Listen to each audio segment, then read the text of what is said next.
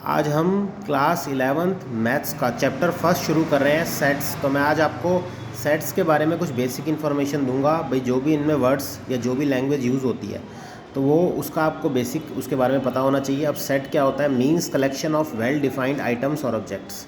अब इसको हम एग्जांपल से समझ सकते हैं। जैसे कि मैंने यहाँ पर एग्जांपल लिया, collection of vowels in English alphabets. तो आपको पता है कि भाई इसमें वेल डिफाइंड वॉवेल्स होते हैं, हम उन्हें काउंट कर सकते हैं, हम उन्हें लिख सकते हैं, A E I O U। तो ये जो A E I O U हैं ये पांचों वॉवल्स हैं और इनको मैंने ये जो साइड में दोनों तरफ मैंने लगाया है तो ये एक सेट बन गया है और ये वेल डिफाइंड आइटम्स है जिनको हम काउंट भी कर सकते हैं, आइडेंटिफाई भी कर सकते हैं, लिख भी सकते हैं। नेक्स्ट एग्जांपल है the collection of boys in your class. तो ये भी एक सेट है। भाई जितने भी बॉयज़ हैं आपकी क्लास में उन सबके आप नाम लिख के उनको एक सेट की फॉर्म में लिख देंगे, वो आइडेंटिफाई कर सकते हैं, आप उनको काउंट भी कर सकते हैं। अब नेक्स्ट ले सकते हैं third example, the collection of difficult topics in maths. तो ये सेट जो है वो नहीं है। क्यों नहीं है ये? क्योंकि यहाँ पर मैंने यूज़ किया डिफ़िकल्ट टॉपिक्स इन मैथ्स। तो किसी स्टूडेंट के लिए कोई टॉपिक डिफ़िकल्ट हो सकता है, किसी और स्टूडेंट के लिए कोई और टॉपिक डिफ़िकल्ट हो सकता है। हो सकता है एक स्टूडेंट को जो है पहला टॉपिक इजी लगे और उसी स्टूडेंट को दूसरा टॉपिक मुश्किल लगे, और किसी और स्टूडेंट के लिए ये केस उल्टा भी हो सकता है। यानी जो एक के लिए इजी है वो हो सकता है दूसरे के लिए डिफ़िकल्ट हो, या फिर जो दूसरे के लिए डिफ़िकल्ट है वो हो सकता है पहले के लिए इजी हो। तो इसलिए जो ये थर्ड वाला जो मैंने लिया था ये सेट नहीं है। अब रोस्टर फॉर्म की बात करते हैं, राइटिंग एलिमेंट्स ऑफ सेट। अब जब हम जो भी सेट के अंदर एलिमेंट्स आते हैं, जैसे यहाँ पर आपने A E I O U लिया था तो ये पांचों एलिमेंट थे। तो जब आप इसको इस एलिमेंट की फॉर्म में लिख देते हैं, स्टेटमेंट की फॉर्म में नहीं लिखते, जब आप किसी सेट को एलिमेंट की फॉर्म में लिख देते हैं तो वो रोस्टर फॉर्म होती है। जैसे कि यहाँ पर एक स्टेटमेंट लिखी हुई है, A is a set of all prime numbers less than 11। तो हमने इसको, इस लैंग्वेज को, इंग्लिश के सेंटेंस को हमने जो है एलिमेंट की फॉर्म में लिख दिया, न्यूमेरिकल डिजिट्स में लिख दिया। तो इसी न्यूमेरिकल डिजिट्स को लिखने की फॉर्म में जब हम एलिमेंट्स को अलग अलग कॉमा लगा के लिखते हैं तो उसको रोस्टर फॉर्म कहते हैं। अब आगे आ जाते हैं, सेट बिल्डर फॉर्म क्या होती है? A set is described with the help of a property of an element x. तो यहाँ पर हम जो है सेट बिल्डर फॉर्म में क्या होता है, हम जो है स्टेटमेंट का यूज़ करते हैं, हम एक्चुअल एलिमेंट्स का यूज़ नहीं करते हैं। जैसे कि आपने देखा कि भाई ये जो ऊपर वाली फॉर्म में लिखी है, X is a letter of word proportion. अब ये जो हमने स्टेटमेंट लिखी है तो ये सेट बिल्डर फॉर्म है। और अगर हमने इसको, इन लेटर्स को, इन अल्फ़ाबेट्स को, यहाँ पर जो भी प्रोपोर्शन में जो भी अल्फ़ाबेट्स आ रहे थे हमने इनको किस फॉर्म में लिख दिया, अलग अलग करके लिख दिया। तो ये हमारी कौन सी फॉर्म हो गई? रोस्टर फॉर्म, जो मैंने आपको इससे पहले समझाई थी। लेकिन जब स्टेटमेंट में लिखते हैं तो वो सेट बिल्डर फॉर्म हो जाती है। सेकंड एग्जांपल देखते हैं, X is a positive integer and a divisor of 9।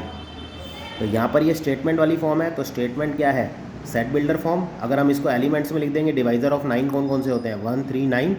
तो ये जो है कौन सी फॉर्म हो गई? रोस्टर फॉर्म, जो मैंने आपको पहले समझाई थी। अब सेट्स जो हैं बहुत सारे तरीके के होते हैं। पहला सेट है एम्प्टी सेट्स, जिसे नल और वॉइड सेट भी कहते हैं। तो इसमें कोई एलिमेंट नहीं होता है। इससे एग्जांपल देखते हैं, X is a point common to any two parallel lines. दो पैरेलल लाइंस के बीच में कोई पॉइंट कॉमन नहीं होता है, तो इसलिए इस सेट में कुछ भी नहीं होगा, ये एक एम्प्टी सेट है।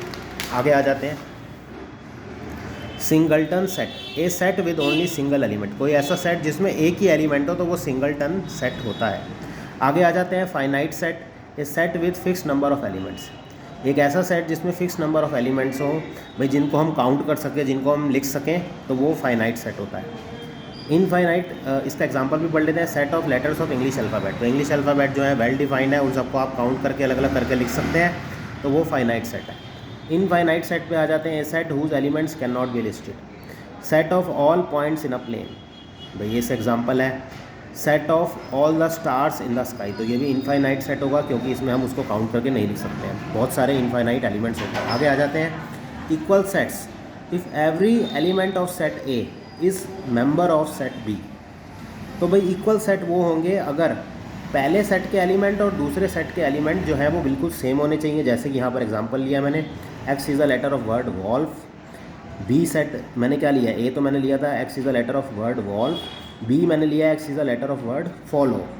तो जब हम इनके अल्फ़ाबेट्स को, इनके लेटर्स को अलग अलग करके लिखेंगे तो देखिए ये आएगा WOLF वॉल्फ को, और जब फॉलो को लिखेंगे तो रिपीट करके तो लिखेंगे नहीं, इसके भी बनेंगे FOLW, यानी चारों एलिमेंट्स बिल्कुल सेम आ रहे हैं। तो ये क्या है? इक्विवेलेंट, सॉरी इक्वल सेट्स हैं ये। इक्विवेलेंट सेट मैं नीचे आपको बताने जा रहा हूँ। Two sets are equivalent if their number of elements are same.